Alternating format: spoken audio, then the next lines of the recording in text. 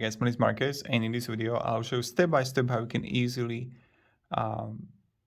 disable notifications for applications in your iPhone 14. So let's say what you want to do is simply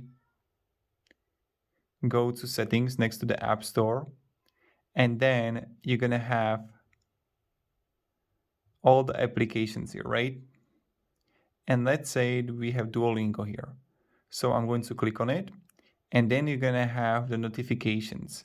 So click on notifications here, and you can disable notifications right here.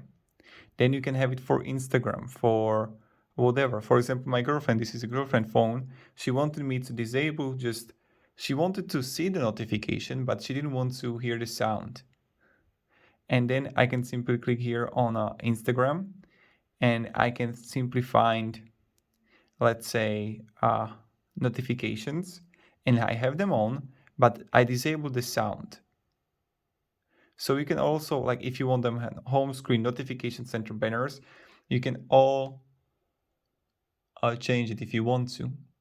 And that's pretty much it how we do it. So thank you very much, guys, for watching. If you're gonna have any questions, let me down below in the comments, and have a great day and goodbye. So this is how you can disable notifications in iPhone 14.